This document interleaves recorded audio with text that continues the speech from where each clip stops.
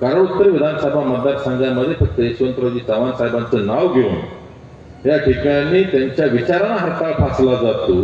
आज या ठिकाणी कराड उत्तर मधील सर्वसामान्य शेतकऱ्याच्या मुलाला या ठिकाणी आमच्या सगळ्या मतदारांनी आमदार केलेलं आहे, तर माझी पण या ठिकाणी जबाबदारी आहे की या कराड उत्तर मधल्या सत्तेचं विकेंद्रीकरण करायचं, यशवंतरावजी चव्हाण साहेबांचे विचार अंमलात आणायचे आणि त्या भूमिकेतनं मी या ठिकाणी एका सर्वसामान्य शेतकऱ्याच्या मुलाला या सह्याद्रीचा चेअरमन आणि व्हाईस चेअरमन करणार आहे, ही माझी भूमिका असणार आहे।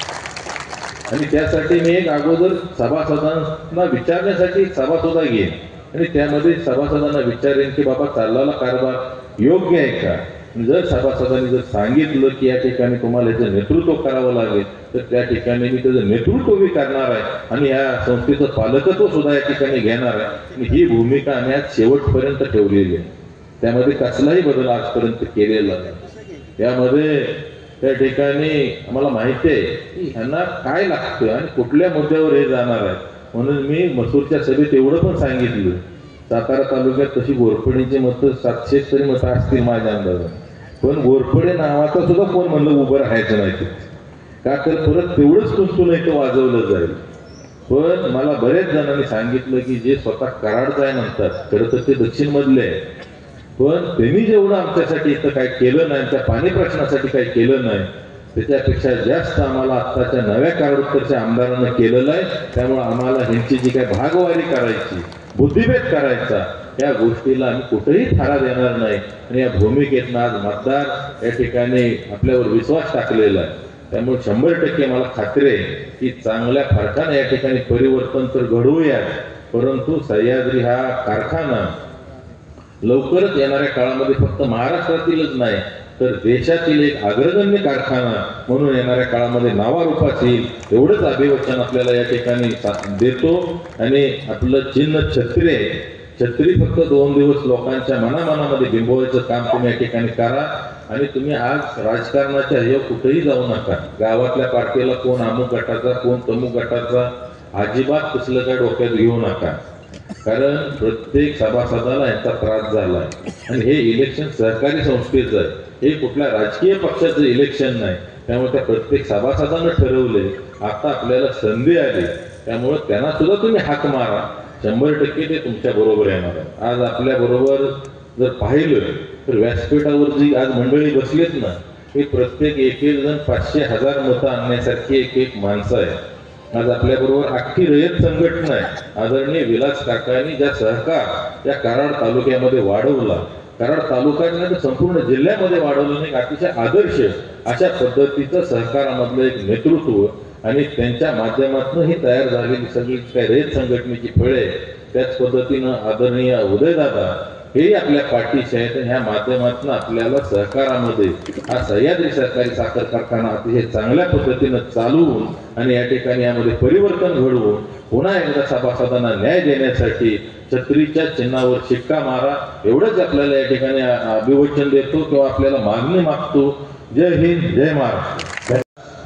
आपण बघतोय नवीन शेअर्स तर काही कोणाला 95% दिला नाही, फक्त त्यांच्या चिरंजीवाला बहुतेक पोटात असताना त्यावेळेला दिला असेल। आपल्याला म्हणलं की शेअर्स बंद आहे, पण या ठिकाणी ज्या सभासदांच्या नावावर 5 शेअर्स 4 शेअर्स आहेत, आज त्यांना 2 मुलं आहेत, कोणाला 3 मुलं आहेत, ते रक्ताच्या नात्यामध्ये या ठिकाणी आम्ही त्या सगळ्या सभासदांना ते शेअर्स डिवाइड करून देणार आणि या ठिकाणी या कारखान्यामध्ये त्यांना सुद्धा आम्ही भागीदार करून या ठिकाणी घेण्याचं धोरण आमचं या ठिकाणी 100% आहे। आज ऊसाच्या बाबतीत एवढं राजकारण चालतं, नोंदीपासून घोळ चालू असतो, कोणालाच कधी तारीख टाकून नोंद दिली जात नाही। आज आमची भूमिका आहे की ज्या ज्या ठिकाणी हे गट ऑफिसेस आहेत, त्या गट ऑफिसला दर 7 दिवसानं कन्फर्म झालेल्या नोंदी त्या ठिकाणी बोर्डवर लावल्या जातील, आपल्याला व्हॉट्सअपवर टाकल्या जातील, की ज्या माध्यमातून आपल्यावर ऊस तोडीच्या बाबतीत कसलंही राजकारण आणि अन्याय होणार नाही, अशा पद्धतीचं नियोजन आपण या ठिकाणी करणार आहोत। आज मोफत साखरेच्या बाबतीत बोलायचं झालं तर या ठिकाणी तुम्ही बघितलंय, आमदार या ठिकाणी आमदारकी जायच्या अगोदर 1 वर्षांनी 7 रुपयाची साखर 10 रुपये गेली, त्यावेळेला परवडत नव्हते। आणि ज्या दिवशी आमदारकी गेली की तुम्हाला ही कुठलं सुबुद्धी सुचली, ह्याच्या अगोदर तुम्हाला परवडत नव्हती आणि एका झटक्यात मोफत करून टाकली. पण ती एप्रिल महिन्यामध्ये आपणच ती साखर मोफत आपल्याला घरपोच देणार आहे, एवढं या ठिकाणी मी या सभेच्या माध्यमातून सांगतो. आज कामगारांच्या बाबतीत मी मगाशी सांगितलं, आक्षानं कोणावरही कारवाई करणार नाही.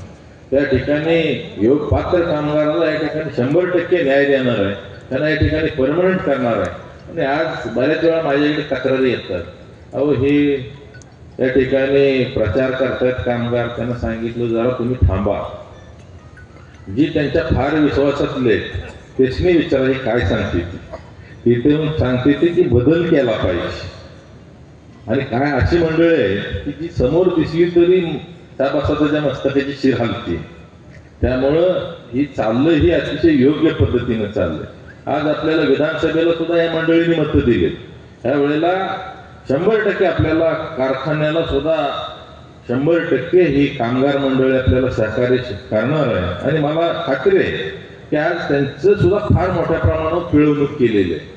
बऱ्याच ठिकाणी आज बघतो सगळी कॉन्ट्रॅक्ट सिस्टीम यांनी करून टाक, फक्त बागॅस आणि शुगर हाऊस जर सोडलं हमालीचं तर बाकीचे सगळे कामगार आहे या ठिकाणी सह्याद्रीच्या पेरोलवर आपण घेणार आहे. त्यांना ESI असेल, त्याच पद्धतीनं त्यांच्या PF असेल, ह्या सगळ्या गोष्टी आपण या माध्यमातून व्यवस्थित क्लिअर करणार आहे.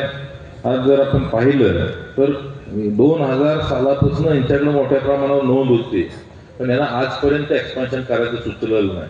आता सुद्धा केलं एक्सपान्शन, ते आपल्याला टेक्निकली साऊंड असणाऱ्या माणसांच्या कडूनच चालवावं लागलं आणि त्यांच्याकडं 100% ही काय क्षमता नाही. आज 17-18 लाख टन क्रशिंग करू, लवकरात लवकर हा कारखाना कशा पद्धतीनं कर्जमुक्त करता येईल त्याचं नियोजन करू आणि त्या माध्यमातून येणाऱ्या काळामध्ये शेतकऱ्याला या महाराष्ट्रातला 1 नंबरचा दर देण्याचा मॅक्झिमम प्रयत्न करू की जो ह्याने आजपर्यंत कधी दिला नाही, परंतु जास्तीत जास्त दर या ठिकाणी आपल्याला दिला जाईल. आज आपण जर पाहिलं तर कारखान्याच्या आजूबाजूला 10 किलोमीटर एरियामध्ये त्या ठिकाणी भाजीपाल्याचं पीक करता येत नाही. लोक वाट बघतात हा कारखाना कधी बंद होतोय का, तर एवढ्या मोठ्या प्रमाणावर काजळी आणि त्या ठिकाणी राख जात असते आजूबाजूला. ऊसातनं दारं बघायला जरी आज गेलं तर काळाकुट्ट होऊन माणूस येतो. अशा पद्धतीची परिस्थिती त्या 10 किलोमीटरमध्ये आहे. मला एक दिवस उत्तर कोपर्ड्यात जेवायला बोलवलं, त्या ठिकाणी नळ सोडला तर काळं पाणी यायला लागलं. अरे म्हणजे हे काय येते, म्हणजे हे दाखवायसाठी तर तुम्हाला आणलं आणि तुम्ही पहिले इलेक्शन लढवा म्हणजे इथं सत्तांतर करा, आमच्या पहिल्या या राखेचा बंदोबस्त करा. पण आज राखेचा बंदोबस्त करणं हे काय अवघड नाही. राखेचा बंदोबस्त करायचा त्याची पाठ फुटला आहे. त्यामुळं या ठिकाणी जे काही जुना SP असेल किंवा जे असेल त्यामध्ये ऍडव्हान्स टेक्नॉलॉजी आणून 100% तो जो काही एरिया आहे हा आम्ही राखमुक्त करणार आहे. कारण तुम्ही जर पडळ कारखान्यावर जावा, इतर कारखान्यावर जावा, जे नवीन कारखाने अजिबात तुमच्या अंगावर कुठेही कसली राखेचा कण त्या ठिकाणी येत नाही का, त्या एरियामध्ये सुद्धा येत नाही. अशा पद्धतीचा खर्च करणं, आज प्रदूषणापासून या ठिकाणी आपली सभासदांना मुक्तता करणं ही खरं तर या ठिकाणी काळाची गरज आहे. त्याच पद्धतीनं या ठिकाणी जो काय